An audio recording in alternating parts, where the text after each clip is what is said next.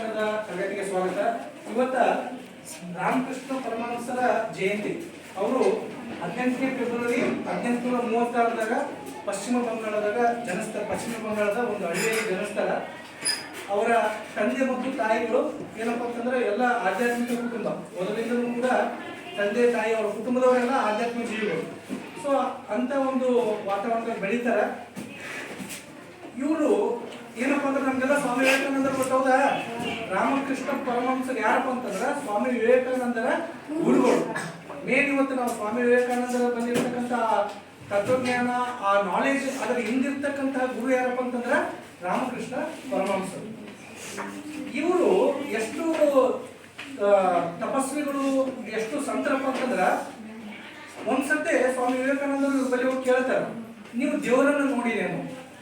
ನೀವು ದೇವರನ್ನು ನೋಡಿರೇನೋ ನನಗೆ ತೋರಿಸ್ತೀರೇನು? ಸ್ವಾಮಿ ವಿವೇಕಾನಂದರು ಸಂತರು ಮಾತ್ರ ಕೇಳ್ತಿರ್ತಾರ, ಆದ್ರೆ ದೇವರನ್ನ ಯಾರು ಪರಿಚಯ ಮಾಡಿಕೊಟ್ಟಿರಲ್ಲ.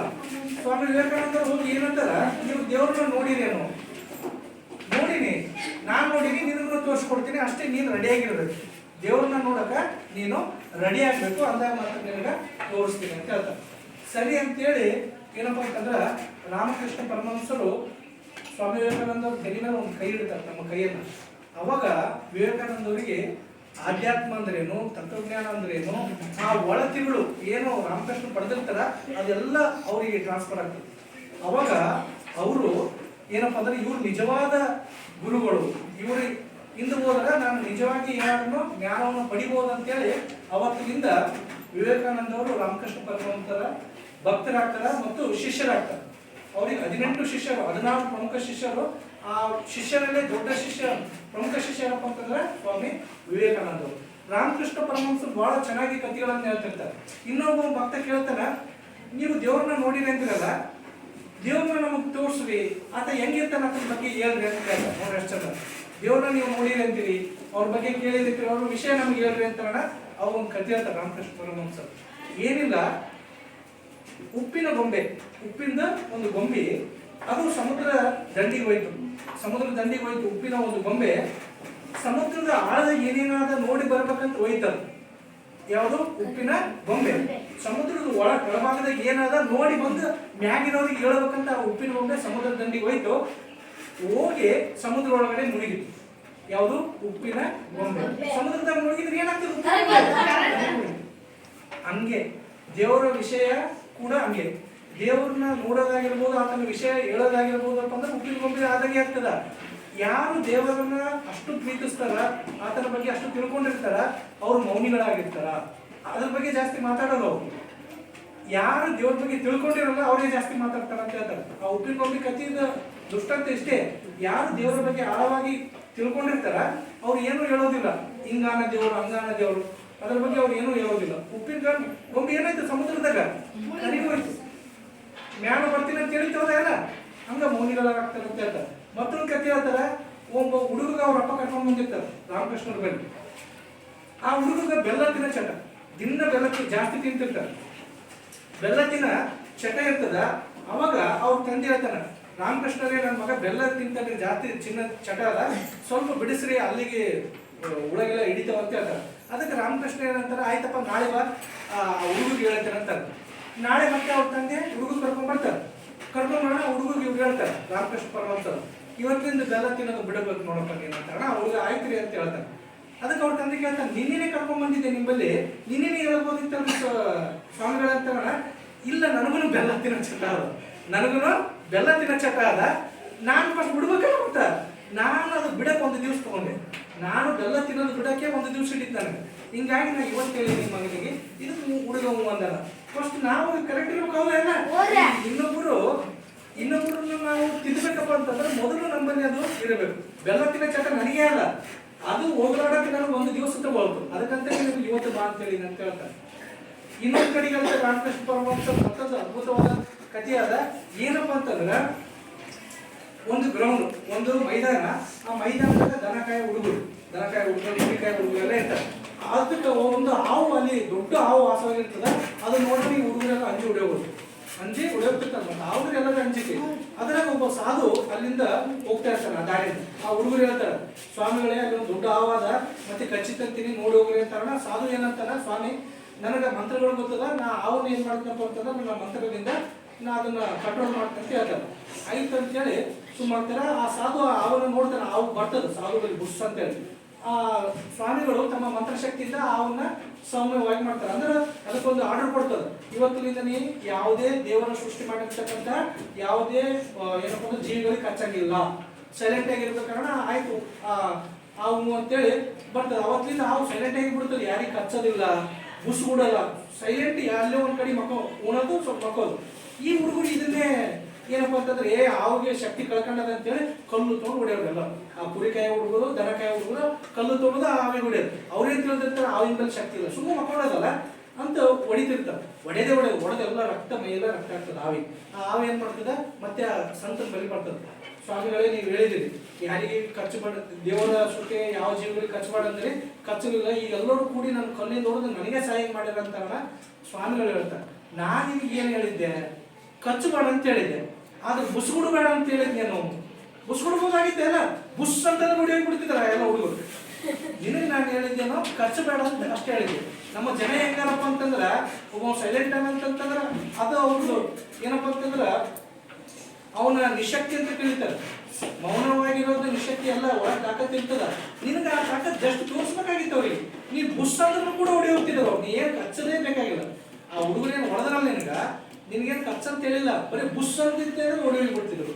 ನೀನು ಸೈಲೆಂಟ್ ಆದಿ ಅದಕ್ಕೆ ಅದು ಹೊಡೆದ್ರು ಅಂತ. ಅಂದ್ರೆ ಇದು ಕಥೆ ತಾತ್ಪರ್ಯ ಏನಪ್ಪಾ ಅಂತಂದ್ರ ಪೂರ್ತಿ ಸೈಲೆಂಟ್. ಯಾರಾದ್ರೂ ಒಬ್ರು ಸೈಲೆಂಟ್ ಅಂತಾರ ನಿಮ್ಮ ಆತ್ಮರಕ್ಷಣೆ ನೀವು ಮಾಡ್ಕೊಳ್ಳೇಬೇಕು.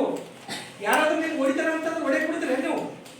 ಯಾಕಪ್ಪ ಜೋರಾಗಿ ಚೀರಿದ್ರೆ ಹೊಡಿ ಹೋಗ್ತಾರೋ. ಜೋರಾಗಿ ಚೀರಿದ್ರೆ ಬೇಡಪ್ಪ ನಾವು ಬೇಕಿದ್ದನ್ನ ತೊಗೊಂಡು ಹೋಗ್ತಾರೆ. ನೀವೇನು ಹೊಡಿಯೋದು ಬೇಕಾಗಿಲ್ಲ ಅಂತ ಆವಿ ಹೇಳ್ತಾರೆ. ಯಾರು ಆ ಸಂತ. ಈ ಕಥೆಯನ್ನು ಯಾರು ಹೇಳ್ತಾರಪ್ಪ ಅಂದ್ರ ರಾಮಕೃಷ್ಣ ಪರಮಹಂಸರು ಬಂದು ಬರ್ತಾರೆ. ಬಹಳ ಚೆನ್ನಾಗಿ ಕಥೆ ಹೇಳೋರು. ರಾಮಕೃಷ್ಣ ಪರಮಹಂಸರು ಒಳ್ಳೆ ಅದ್ಭುತ ಕಥೆಗಾರರು. ಅವ್ರ ಕಥೆಗಳು ಒಂದಕ್ಕಿಂತ ಒಂದು ಚಲೋ. ಬಂದಿರೋ ಭಕ್ತರಿಗೆಲ್ಲ ಕಥೆ ಹೇಳೋರು. ಕಥೆ ಹೇಳಿ ಅಧ್ಯಾತ್ಮವನ್ನ ಮುಡ್ಸೋರು, ಅವರ ಕಣ್ಣನ್ನ ತೆರೆಸೋರು. ಇನ್ನೊಂದ್ಸರ್ತಿ ವೈರಾಗ್ಯದ ಬಗ್ಗೆ ಒಂದು ಕಥೆ ಹೇಳ್ತಾರೆ. ವೈರಾಗ್ಯದ ಬಗ್ಗೆ ಏನು, ಒಬ್ಬ ಗಂಡ ಹೆಂಡತಿ ಬಹಳ ಸುಖ ಸಂಸಾರ ಇರ್ತದ. ಗಂಡ ಹೆಂಡತಿ ಅಮ್ಮಗೆಲ್ಲ ಬಹಳ ಹಚ್ಕೊಂಡಿರ್ತಾರೆ. ಇವರೇ ನನ್ನ ಜೀವ, ಮಕ್ಕಳೇ ನನ್ನ ಜೀವ, ಪೂರ್ತಿ ಸಂಸಾರನ ಹುಚ್ಚವನೇ. ಅದಕ್ಕೆ ನಾವು ಸ್ವಾಮಿಗಳ ಬೆಳೆದ ಕೇಳ್ತಾರೆ, ಏನಪ್ಪ ಸ್ವಾಮಿಗಳೇ ನನಗೆ ವೈರಾಗ್ಯ ಉಂಟಾಗಬೇಕಾಗಿದೆ. ದಟ್ ಮೀನ್ಸ್ ನಾ ಆಧ್ಯಾತ್ಮದಾಗ ಬರ್ಬೇಕಾಗೋಣ. ಮೊದಲು ನೀನು ಸಂಸಾರದ ಹುಚ್ಚನ್ನು ಬಿಡು. ಈಗೇನೆ ತಂದೆ ತಾಯಿ ಹೆಂಡತಿ ಮಕ್ಕಳು ಅಂತ ಅವ್ರಿಂದ ಬಿದ್ದಿದ್ದಲ್ಲ, ಅವರಿಂದ ಆ ಹುಚ್ಚನ್ನು ಬಿಡು. ಮುಂದೆ ನಿನಗ ಅದು ಬರ್ತಾ ಬರ್ತಾ ವೈರಾಗ್ಯ ನಿನಗೂ ಮೂಡ್ತದ ಅಂತ ಅವ್ರನ್ನೇನ್ ಬಿಡೋಕಾಗ್ತದ್ರಿ, ಅವ್ರು ನನ್ನ ಜೀವನ ಇಟ್ಟಾರಂತ. ನಾವು ಇವ ಏನಂತಾನ, ನನ್ನ ಹೆಂಡತಿ, ನನ್ನ ಮಕ್ಕಳು, ನನ್ನ ಅಪ್ಪ ಅಮ್ಮ ಅವರೆಲ್ಲ ನನಗೋಸ್ಕರ ಸಾಯ್ತಾರ. ಅವರು ನನ್ನ ಅಷ್ಟು ಪ್ರೀತಿಯಾರ ಅವರು ಅಂತಾರ. ಆಯ್ತಾ, ಒಂದು ಟೆಸ್ಟ್ ಮಾಡಮ್, ನಿನ್ ಮೇಲೆ ಎಷ್ಟು ಜೀವ ಅಂತ ನೋಡೇ ಬಿಡಮ್ ಅಂತೇಳಿ ಒಂದು ಟೆಸ್ಟ್ ಮಾಡ್ತಾರೆ ಸ್ವಾಮಿಗಳು. ಏನ್ ಮಾಡ್ತಾರಪ್ಪ ಅಂತಂದ್ರ, ಸುಮ್ಮನೆ ನೀ ಸತ್ತಂಗೆ ಯಾಕೆ ಮಾಡು, ಸಾಯಿಲ್ಲ, ನೀ ಸುಮ್ಮನೆ ಸತ್ತಂಗೆ ಮಕ್ಕಳು ನೋಡೋಣ. ನಿನ್ನ ಹೆಂಡತಿ ಎಷ್ಟು ಪ್ರೀತಿ ಮಾಡ್ತಾಳ, ನಿಮ್ಮ ಅಮ್ಮ ಎಷ್ಟು ಪ್ರೀತಿ ಮಾಡ್ತಾಳ, ನಿಮ್ಮ ಅಪ್ಪ ಎಷ್ಟು ಪ್ರೀತಿ ಮಾಡ್ತಾರ, ನಿನ್ನ ಮಕ್ಕಳು ನೀನು ಎಷ್ಟು ಪ್ರೀತಿ ಮಾಡ್ತಾರ ಅಂತೇಳಿ ಟೆಸ್ಟ್ ಮಾಡಮ್ ಅಂತೇಳಿ ಅವನಿಗೆ ಮಕ್ಷಿ ಬಿಡ್ತಾರೆ. ಸತ್ತಂಗೆ ಮಕ್ಕಳು ನಾನು ಕರ್ಕೊಂಡ್ಬರ್ತೇನೆ ಅಂತೇಳಿ ಅವನಿಗೆ ಮಕ್ಷಿ ಬಿಡ್ತಾರೆ. ಎಲ್ಲ ಎಣದ ಟೈಪ್ ಅವನಿಗೆ ಎಲ್ಲ ಆರಾಗಿಲ್ಲ ಹಾಕಿ ಎಣ ಮಾಡಿರ್ತಾರೆ. ಆದ್ರೆ ಸತ್ತಿರೋಲ್ಲ, ಟೆಸ್ಟಿಗೆ ಕರ್ಕೊಂಡ್ಬರ್ತಾರೆ. ಸಾಯಣ ಆಯ್ತವ, ಎಲ್ಲ ಹೊಡೆ ಬರ್ತಾರೆ. ಹೆಂಡತಿ ಮಕ್ಕಳು ಅಪ್ಪ ಎಲ್ಲರೂ ಬಂದು ಬಿಟ್ಟು ಅಂತ ಹೇಳ್ತಿರ್ತಾರೆ.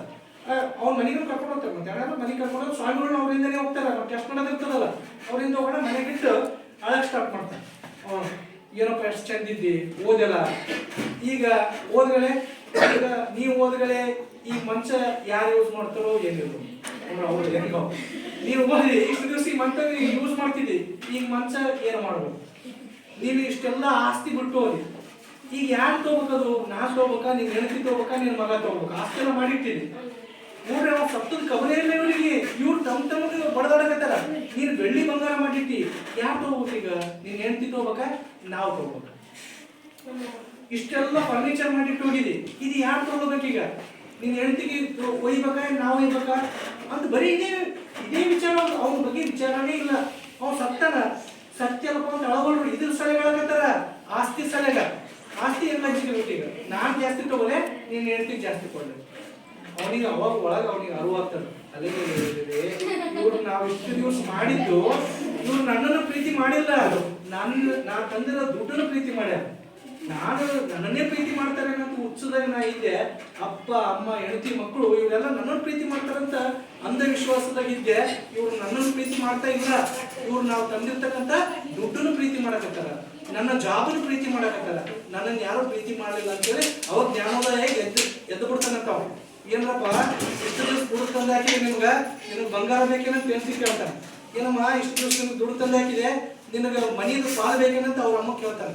ಏನಪ್ಪ ನಿನಗೆ ಎಷ್ಟು ದಿವಸ ದುಡ್ಡು ತಂದು ಹಾಕಿದೆ, ನಿನಗೆ ಪಾಲ್ದಾಗ ಜಾಸ್ತಿ ಪಾಲು ಬೇಕೇ ನಿನಗೆ ಅಂತ ಕೇಳ್ತಾನೆ. ಮಗನಿಗೆ ಕೇಳ್ತಾನೆ, ಏನಪ್ಪ ಇಷ್ಟು ದಿವಸ ನೀನು ನೋಡ್ಕೊಂಡೆ, ನನ್ನ ಸರಿಯಾಗಿ ಅಳಲಿಲ್ಲ, ನೀನು ಆಸ್ತಿದ್ರೆ ನನಗೆ ಎಷ್ಟು ಬರ್ತದಂತ ನೋಡಿದ್ರಿ, ನೀವು ನನ್ನ ಸರಿಯಾಗಿ ಅಳ್ಳೇ ಇಲ್ಲ, ಪ್ರೀತಿನೇ ಮಾಡಲಿಲ್ಲ ಅಂತ ಹೇಳಿ ಜ್ಞಾನೋದಯಾಗಿ ಆ ಸಂತನಿಂದನೇ ಹೋಗ್ಬಿಡ್ತಾರೆ. ಬೇಡೇ ಬೇಡ, ಇಷ್ಟು ದಿವಸ ನಾನು ಅಜ್ಞಾನದಾಗಿದ್ದೆ, ನನ್ನ ಹೆಂಡತಿ ನನ್ನ ಮಕ್ಕಳು ನನ್ನ ಜೊತೆಗೆ ಬರ್ತಾರೇನಂತ ಸ್ವಾಮಿಗಳು ನನ್ನ ಕಣ್ಣನ್ನು ತೆಗೆಸಿದ್ರು. ಇನ್ನು ಮ್ಯಾಲಿನ ಸಂಸಾರ ಬೇಡ, ನೀವು ಬೇಡ, ಈ ಆಸ್ತಿ ನೀವೇ ತಗೊಂಡು ಸಾಯಿರಿ, ನಾನು ಭಗವಂತನಿಂದ ಹೋಗ್ತೀನಿ ಅಂತ ಹೇಳಿ ಆ ಸಂತದಿಂದ ಹೋಗ್ತಾರೆ. ಈ ಕಥೆಯನ್ನ ರಾಮಕೃಷ್ಣ ಪರಮಹಂಸರು ಹೇಳ್ತಾರೆ. ನೋಡಿ ಅಂದ್ರೆ ಬರೇ ನಾವು ಹೆಂಡತಿ ಮಕ್ಕಳು ನಂದು ಅದಕ್ಕೆ ಇನ್ನೊಬ್ರು ಸಂತರು ಬಹಳ ಚಂದ ಹೇಳ್ತಾರ. ಈಗ ಸಾಯನ ಅಳ್ತಾರಲ್ಲ, ಯಾಕೆ ಅಳ್ತಾರೆ ಗೊತ್ತಾ? ಅವ್ರ ಸ್ವಾಮಿಗಳು ಹೇಳಿದ್ದು ಅಳದು ಯಾಕಪ್ಪ ಅಂತಂದ್ರೆ ಅವನ್ ಸರಿಯಾಗಿ ಅಲ್ಲಂತರು. ನೀನು ಓದಿ ಜೀವನ ಏನ್ ಮಾಡ್ಬೇಕು ನಾವು? ನೀವು ಓದಿ ದುಡ್ಕೊಂಡು ಮಾಡ್ತಿದ್ದಿ, ಈಗ ಮುಂದೆ ಹೆಂಗ ನಮ್ಮ ಜೀವನ? ಅವನ್ ಸರಿಯಾಗಿ ಅಳಲ್ಲ, ಅವ್ನು ದುಡ್ಡಿನ ಸರಿಯಾಗಿ ಹೇಳ್ತಾರೆ. ಇದು ಜಗತ್ತು ಅಂತ, ಇದು ಮಾಯೆ ಅಂತ ಹೇಳಿ ಹೇಳ್ತಾರೆ. ರಾಮಕೃಷ್ಣ ಪರಮಹಂಸರು ತನ್ನ ಕಥೆಯೊಳಗಡೆ ಇದನ್ನ ಹೇಳ್ತಾರೆ. ಇನ್ನೊಂದ್ಸಲ ಇವರು ಕಾಳಿದೇವಿ ಆರಾಧಕರು, ಕಾಳಿದೇವಿಯನ್ನು ಬಹಳ ಪೂಜೆ ಮಾಡ್ತಕ್ಕಂಥ ಸ್ವಾಮಿಗಳು. ಒಂದ್ಸತಿ ಏನಾಗ್ತದ, ಪಶ್ಚಿಮ ಬಂಗಾಳ ದಕ್ಷಿಣೇಶ್ವರದಾಗ ಅದ ಕೇಳಿದ್ರಿ, ದಕ್ಷಿಣೇಶ್ವರದಾಗ ಬಹಳ ಫೇಮಸ್ ಕಾಳಿ ಮಂದಿರ ಅದ, ಅವ್ರು ಸ್ಥಾಪನೆ ಮಾಡಿದೆ. ಈಗಲೂ ನೋಡ್ಬೋದು ಕಾಳಿ ಆರಾಧಕರು ಎಷ್ಟು ಕಾಳಿಯನ್ನು ಪೂಜೆ ಮಾಡ್ತಿರ್ತಾರೆ ಅಂದ್ರೆ ತಮ್ಮನೇ ತಾವು ಮಾಡ್ಬಿಟ್ಟಿರ್ತಾರೆ. ನಾವು ಧ್ಯಾನ ಮಾಡ್ಬೇಕಲ್ಲ ಅಂತೇಳಿ ಒಂದ್ ದಿವಸ ಆ ಮಂದಿರದಿಂದ ಸ್ವಲ್ಪ ದೂರದ ಮಠದಾಗ ಹೋಗ್ತಾರೆ, ಒಂದು ನದಿ ದಂಡಿಗೆ ಹೋಗ್ತಾರೆ, ಅಲ್ಲಿ ಒಂದು ಗುಡಿಸು ಕಟ್ಟಬೇಕಂತೇಳಿ ಹೋಗಿ ನಿಂತದ್ದೇ ತಡ ಎಲ್ಲ ಕಟಿಗಿ ಗಿಟಿಗಿ ನದಿಗೆ ಬಂದ್ಬಿಡ್ತಾವ. ಆಯ್ತು ತಾನೇ ಗುಡಿಸು ರೆಡಿ ಆಗ್ತದೆ, ಅದೇ ಗುಡಿಸದಾಗ ಸ್ವಲ್ಪ ದಿವಸ ವಾಸ ಮಾಡ್ತಾರೆ. ಆ ಟೈಮ್ದಾಗ ಎಲ್ಲಾ ಧರ್ಮದ ಏನಪ್ಪ ಅಂದ್ರೆ ಧರ್ಮಗುರುಗಳು ನಾವೇ ಮಾಡ್ತಾರೆ, ಇವ್ರು ಯಾರು ಬಳಿ ಹೋಗಲ್ಲ. ಜೈನ ಧರ್ಮದಿಂದ ಒಂದು, ಕ್ರೈಸ್ತ ಧರ್ಮದಿಂದ ಒಂದು, ಮುಸ್ಲಿಂ ಧರ್ಮದಿಂದ ಒಂದು, ಅವರೇ ಬಂದು ಇವ್ರಿಗೆ ಪಾಠ ಮಾಡ್ತಾರೆ. ಯಾರು ಇವ್ರು ಅಂತ ಯಾರು ಬಳಿ ಹೋಗಲ್ಲ, ಅವರಾಗಿ ಇವ್ರ ಬಳಿ ಬಂದು ಪಾಠ ಮಾಡಿ ಹೋಗ್ತಾರೆ. ಸ್ವಲ್ಪ ಅಲ್ಲಿ ಗ್ರಂಥಗಳನ್ನ ಅಧ್ಯಯನ ಮಾಡಿ ಜ್ಞಾನವನ್ನು ಪಡ್ಕೊಳ್ತಾರೆ. ಅವ್ರು ಹೇಳೋದೊಂದೇ, ದೇವನೊಬ್ಬ ದೇವರೊಬ್ಬನೇ, ದೇವರೊಬ್ಬನೇ ಅಲ್ಲ, ಎಲ್ಲ ಧರ್ಮಗಳು ಅಲ್ಲಿಗೆ ಹೋಗ್ತಾವ.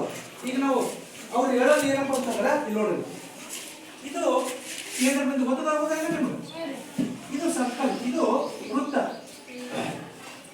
ವೃತ್ತದ ಕೇಂದ್ರದಿಂದ ಎಲ್ಲ ಕಡೆ ಡಿಸ್ಟನ್ಸ್ ಅಷ್ಟೇ ಅಂತ, ಎಲ್ಲ ಕಡೆ ಡಿಸ್ಟನ್ಸ್ ಅಷ್ಟೇ ಇದ್ದ ದೇವರು. ಅವ್ರು ಹೇಳೋದೇನಪ್ಪ ಅಂದ್ರೆ, ವೃತ್ತ ಕೇಂದ್ರನೇ ದೇವರು, ಅಲ್ಲಿ ದೇವರು ಎಲ್ಲರೂ ಎಲ್ಲ ಏನು ಪ್ರತಿಯೊಂದು ಧರ್ಮಗಳು ಆತನಲ್ಲೇ ಮುಟ್ತಾವ, ಆದ್ರೆ ವಿಧಗಳು ಬೇಕು. ಎಲ್ಲರೂ ಅಲ್ಲಿಗೆ ಹೋಗಿ ಮುಟ್ತಾರ. ದೇವನೊಬ್ಬ ನಾಮ, ಮುಸ್ಲಿಂ ಅವನು ಅಲ್ಲಿಗೆ ಹೋಗ್ತಾನೆ, ಕ್ರಿಸ್ತರವನು ಅಲ್ಲಿಗೆ ಹೋಗ್ತಾನೆ, ಹಿಂದೂ ಅಲ್ಲಿಗೆ ಹೋಗ್ತಾನೆ, ಜೈನನು ಅಲ್ಲಿಗೆ ಹೋಗ್ತಾನೆ. ಆದ್ರೆ ಅವರ ಆಚರಣೆಗಳು ಬೇರೆ, ಅವರ ವಿಧಗಳು ಬೇರೆ ಅಷ್ಟೇ. ಅವರು ಯಾವ ಧರ್ಮವನ್ನು ಖಂಡಿಸಲಿಲ್ಲ, ಅವರು ಎಲ್ಲರಲ್ಲೂ ಸಾಮರಸ್ಯವನ್ನು ಮೂಡ್ತಿದ್ರು, ಎಲ್ಲಾ ಜನರು ಪ್ರೀತಿ ಮಾಡ್ತಿದ್ರು. ಇದು ನನ್ನ ಧರ್ಮ, ಇದು ನಿನ್ನ ಧರ್ಮ ಅಂತ ಉಚ್ಚಾರಗಳು ಇದ್ದಿಲ್ಲ ಅವ್ರ ಬಗ್ಗೆ. ಅವರು ನೋಡ್ತಿರೋದು ಜನರ ಸಾಮರಸ್ಯವನ್ನ ಅವರು ಚೆನ್ನಾಗಿ ನೋಡ್ತಿದ್ರು. ಎಲ್ಲ ಧರ್ಮಗಳು ಒಂದನೇ ಹೇಳ್ತಾವ, ದೇವನೊಬ್ಬ ನಾಮ, ಎಲ್ಲರೂ ಅಲ್ಲಿಗೆ ಹೋಗ್ತಾರ ಅಂತ ಎಲ್ಲ ಜನಗಳಲ್ಲಿ ಪ್ರೀತಿಯನ್ನ ಇಟ್ಟವರು. ಒಂದ್ಸರ್ತಿ ಏನಾಗ್ತದ, ಲಾಸ್ಟಿಗೆ ಸ್ವಾಮಿ ವಿವೇಕಾನಂದರಿಗೆ ತಮ್ಮ ಕೊನೆ ಹಂತದ 50ನೇ, ಇವರು 1886 ಆಗಸ್ಟ್ 14ನೇ ತಾರೀಕು ತಮ್ಮ ಜೀವನ ಬಿಡ್ತಾರೆ. ಅವ್ರಿಗೆ ಏನಾಗಿರ್ತದಪ್ಪ ಅಂದ್ರೆ ಗಂಟಲು ಕ್ಯಾನ್ಸರ್ ಆಗಿತ್ತು. ಅವರಿಗೆ ಗಂಟಲು ಕ್ಯಾನ್ಸರ್, ಅವಂತೂ ದೊಡ್ಡ ರೋಗ. 57 ವರ್ಷ ಅವ್ರು ಬದುಕಿದ್ದು, 40 ವರ್ಷದಿಂದ ನೆಕ್ಸ್ಟ್ ಮಾತಾಡಿದರು, ಅಂದ್ರೆ ಪ್ರವಚನಗಳನ್ನು ಕೊಟ್ಟರು. ಅಷ್ಟು ಜ್ಞಾನವನ್ನ ಕೊನೆಗೆ ಲಾಸ್ಟಿಗೆ ತಮ್ಮ 16 ಶಿಷ್ಯರಲ್ಲಿ ಪ್ರಮುಖ ಶಿಷ್ಯ ಆಗಿರ್ತಕ್ಕಂಥ ಸ್ವಾಮಿ ವಿವೇಕಾನಂದರಿಗೆ ದಾರಿ ಹರಿತಾರೆ. ಅವರು ಅಷ್ಟು ಜ್ಞಾನವನ್ನ, ಅಷ್ಟು ಏನು ಆಧ್ಯಾತ್ಮಿಕದ ಒಂದು ರೂಮ್ದ ಕರ್ಕೊಂಡು ಹೋಗಿ ಇಡೀ ಆ ಕೈಯನ್ನ ಸ್ವಾಮಿ ವಿವೇಕಾನಂದ ತಲೆ ಮೇಲೆ ಇಟ್ಬಿಡ್ತಾರೆ. ಇಟ್ಟು ಇಡೀ ತಮ್ಮ ಏನ್ ಜ್ಞಾನ ಅದಲ್ಲ ಅದನ್ನೆಲ್ಲ ಟ್ರಾನ್ಸ್ಫರ್ ಮಾಡೋದು. ಇದು ನಮ್ಗೆ ಅರ್ಥ ಆಗಲ್ಲ, ಯಾಕಂದ್ರೆ ದೊಡ್ಡ ಭಾಷೆ. ಆ ಟ್ರಾನ್ಸ್ಫರ್ ಮಾಡಿದ್ರೆ ಸ್ವಾಮಿ ವಿವೇಕಾನಂದ ಅವ್ರಿಗೆ ಹೇಳ್ತಾರೆ, ನಾನು ನಿನಗೆ ಕೊಟ್ಟಿರ್ತಕ್ಕಂಥ ವಿದ್ಯೆಯನ್ನ ಬಡುಬಕ್ಕನ ಸಲುವಾಗಿ, ಅಜ್ಞಾನದಲ್ಲಿ ಇರುವವರ ಸಲುವಾಗಿ, ಯಾರು ಸಮಾಜದ ಕಟ್ಟ ಕಡೆಯ ವ್ಯಕ್ತಿಯನ್ನ ಅವನ ಉದ್ಧಾರಕ್ಕಾಗಿ ಬಳಸಬೇಕು ಅಂತ ಹೇಳಿ ಅವತ್ತು ಹೇಳ್ತಾರೆ, ನಾನಿವತ್ತು ಭಿಕ್ಷುಕನಾದೆ, ಮುಗೀತು, ನನ್ನ ಎಲ್ಲ ಶಕ್ತಿಯನ್ನು ನೀನು ಕೊಟ್ಬಿಟ್ಟಿನಿ, ಇನ್ನೂ ಸ್ವಲ್ಪ ದಿವಸ ನನ್ನ ಪ್ರಾಣ ಹೋಗ್ತದ. ಆ ಶಕ್ತಿಯನ್ನು ನೀನು ಎದಕ್ಕೆ ಯೂಸ್ ಮಾಡಬೇಕಪ್ಪ ಅಂತಂದ್ರೆ ಹೇಳ್ತಾರ, ಬಡಬಗ್ಗರಿಗೆ, ಯಾರ ಬಳಿ ಜ್ಞಾನ ಇಲ್ಲ ಅಜ್ಞಾನಿಗಳ ಸಲುವಾಗಿ ಬಳಸು, ಜಗತ್ತಿನ ಉದ್ಧಾರಕ್ಕಾಗಿ ಬಳಸು, ಸೃಷ್ಟಿಯ ಉದ್ಧಾರಕ್ಕಾಗಿ ಬಳಸು ಅಂತ ಹೇಳಿ ಸ್ವಾಮಿ ವಿವೇಕಾನಂದ ಅವರಿಗೆ ಹೇಳಿ ಅವ್ರೇನಪ್ಪ ಅಂದ್ರೆ ತಮ್ಮ ದೇಹವನ್ನು ತ್ಯಾಗ ಮಾಡ್ತಾರ. 50ನೇ ವಯಸ್ಸಿನಲ್ಲಿ, ಅವ್ರು ಬದುಕಿದ 50ನೇ ವಯಸ್ಸು. ಗಂಟಲು ಕ್ಯಾನ್ಸರ್ನಿಂದ ಅಸುನೀಗ್ತಾರ. ಆ ಪರಂಪರೆಯನ್ನ ವಿವೇಕಾನಂದರು ಜಗತ್ತಿಗೆ ಪರಿಚಯ ಮಾಡ್ತಾರೆ. ವಿವೇಕಾನಂದರ ಬಗ್ಗೆ ಅಂತ ನಿಮ್ಗೆ ಗೊತ್ತು ಹೇಳಿ. ವಿವೇಕಾನಂದರ ಹಿಂದೆ ಶಕ್ತಿ ಯಾರಪ್ಪ ಅಂತಂದ್ರೆ ಅವರ ಗುರು ರಾಮಕೃಷ್ಣ ಪರಮಹಂಸರು. ವಿವೇಕಾನಂದರು ಅಷ್ಟು ದೊಡ್ಡವರಾದ ಕಾರಣನೇ ಅವರ ಒಬ್ಬ ತತ್ವಾದರ್ಶ ಹಿಂದೆ ಆ ಗುರು ಇದ್ದರು. ಅದಕ್ಕೆ ಕುವೆಂಪು ಅವರು ಬಹಳ ಚಂದ ಹೇಳ್ತಾರೆ, ಹಿಂದೆ ಗುರುವಿರಬೇಕು, ಮುಂದೆ ಗುರಿ ಇರಬೇಕು. ಅವೆರಡು ವಿವೇಕಾನಂದವರಿಗಿತ್ತು. ಇನ್ನೊಂದು ಕೇಳಲಿ, ಇನ್ನೊಂದು ಇಂಟ್ರೆಸ್ಟಿಂಗ್ ಅಂದ್ರೆ ರಾಮಕೃಷ್ಣ ಪರಮಹಂಸರ ಹೆಂಡತಿ ಹೆಸರು ಶಾರದಾ ದೇವಿ. ಅವ್ರ ಹೆಸರು ಶಾರದಾ ದೇವಿ. ನೋಡ್ರಿ ಇವ್ರು ಎಂತ ಹೆಸರಿಗೆ ಮಾತ್ರ ಗಂಡ ಹೆಂಡತಿ. ಇವರು ಬಾಲ್ಯ ವಿವಾಹ ಆಗ್ತದ. ಇವ್ರಿಗೆ ಒಂದು 20 ವರ್ಷ ಫರಕ್. ರಾಮಕೃಷ್ಣ ಪರಮಹಂಸರು 24 ವರ್ಷ ಇರ್ತದ, ಅವಾಗ ಶಾರದಾ ದೇವಿ ಬರೀ 5 ವರ್ಷ. ಅವಾಗೆ ಬಾಲ್ಯ ವಿವಾಹ ಮಾಡ್ತಾರೆ. ಇವ್ರು ಹೇಳ್ತಾರೆ ಇಂಥ ಹುಡುಗಿಗೆ ತಗೊಂಡ್ಬಂದು ಮದುವೆ ಮಾಡಿ ನನಗೆ ಅಂತೇಳಿ. ಆದ್ರೆ ಅವ್ರದ್ದು ಎಂತ ಇದು ಅಪ್ಪ ಅಂತಂತಂದ್ರೆ ಅತಿ ದೊಡ್ಡ ವಯಸ್ಸಿಗೆ ಬರೋತರ ತಮ್ಮ ತಂದೆ ತಾಯಿಗಳ ಬಳಿ ಇರ್ತಾರ. ವಯಸ್ಸಾದ್ಮೇಲೆ ದಕ್ಷಿಣೇಶ್ವರ ಬರ್ತಾರೆ. ಯಾಕಂದ್ರೆ ಇವ್ರು ಅಲ್ಲಿ ಇರ್ತಾರಲ್ಲ, ಅಷ್ಟೊತ್ತಿಗೆ ಇವರೆಲ್ಲ ಏನು ಆಧ್ಯಾತ್ಮದ ಮೇರುಶಿಖರಾಗಿರ್ತಾರೆ. ರಾಮಕೃಷ್ಣ ಪರಮಹಂಸರು ಬರೋಣ ಅವ್ರು ನೋಡ್ತಾರೆ, ಓ ಇವ್ರು ದೊಡ್ಡ ಸಾಧು ಸಂತ ಆದ, ಇವ್ರಿಗೆ ನಾವು ಡಿಸ್ಟರ್ಬೆನ್ಸ್ ಮಾಡಬಾರ್ದು ಅಂತೇಳಿ ಅವ್ರನ್ನೂ ಕೂಡ ಏನಪ್ಪ ಅಂತಂದ್ರೆ ಹೆಸರಿಗೆ ಮಾತ್ರ ಗಂಡ ಹೆಂಡತಿ. ಯಾವುದೇ ಮಕ್ಕಳು ಮಾಡ್ಕೊಳ್ಳಿಲ್ಲ, ಏನಿಲ್ಲ, ಬರೀ ಹೆಸರಿಗೆ ಅಷ್ಟೇ. ಅವ್ರನ್ನೂ ಕೂಡ ಶಾರದಾ ದೇವಿಯವ್ರನ್ನೂ ಕೂಡ ಏನ್ ಮಾಡ್ತಾರಪ್ಪ ಅಂದ್ರೆ ಅನಕ್ಷರಸ್ಥರಿಗೆ, ಬಡಬಗರಿಗೆ ಅವ್ರನ್ನೂ ಕೂಡ ಅಕ್ಷರ ಕಲಿಸೋದು, ಅವ್ರ ಸೇವೆ ಮಾಡೋದು, ಇಬ್ಬರು ಕಲಿತು ಗಂಡ ಹೆಂಡತಿ ಅದು ಮಾಡ್ತಾರೆ. ಪ್ರಪಂಚದ ಏಕೈಕ ಗಂಡ ಹೆಂಡತಿಯವರು ಸಂಸಾರ ಮಾಡದ ಪ್ರಪಂಚದ ಏಕೈಕ ಗಂಡ ಹೆಂಡತಿ ಯಾರಾದ್ರೂ ಇದ್ರು ಆಧ್ಯಾತ್ಮದಪ್ಪ ಅಂತಂದ್ರೆ ಅವರು ರಾಮಕೃಷ್ಣ ಪರಮಹಂಸರು ಮತ್ತು ಶಾರದಾ ದೇವಿಯವರು. ವಿವೇಕಾನಂದರಂತರೂ ಶಾರದಾ ದೇವಿಯವರು ಅಷ್ಟು ಮಗು, ಎಲ್ಲರೂ 14 ಶಿಷ್ಯರ ಮಕ್ಕಳೇ. ಅವ್ರು ಹೇಳ್ತಾರೆ, ರಾಮಕೃಷ್ಣ ಪರಮಹಂಸರ್ಕಿಂತ ಶಾರದಾ ದೇವಿ ದೊಡ್ಡವ್ರು ನನಗೆ, ಆಕಿ ತಾಯಿ ಕಣ್ಣಂಗೆ ಕಾಣ್ತಾರ, ಆಕಿ ದೇವಿ ಕಣ್ಣಂಗೆ ಕಾಣ್ತಾರ ಅಂತ ವಿವೇಕಾನಂದರು ಒಂದು ಕಡೆಗೆ ಹೇಳ್ತಾರೆ. ಇವತ್ತೇನಪ್ಪ ಅಂತಂದ್ರೆ ಇಂಥ ಮಹನೀಯರ ಒಂದು ಜಯಂತಿ. ಅವರ ಆದರ್ಶಗಳನ್ನ ನಾವೇನಾದ್ರೂ ಜೀವನದಾಗ ಅಳವಡಿಸಿಕೊಂಡಿದ್ದೇ ಆದ್ರೆ ನಮ್ಮ ಜೀವನನೂ ಕೂಡ ಏನಪ್ಪ ಅಂತಂದ್ರೆ ಸುಸಂಸ್ಕೃತ ಜೀವನ ಆಗ್ತದ. ಅವರ ಆಶೀರ್ವಾದ, ಅವರ ತತ್ವಗಳು ಭಾರತ ಅಲ್ಲ ಇಡೀ ಜಗತ್ತನ್ನ ಬೆಳಗಲಿ ಅಂತ ಹೇಳ್ತಾ ನನ್ನ ಮಾತನ್ನು ಮುಗಿಸ್ತಾ ಇದ್ದೀನಿ.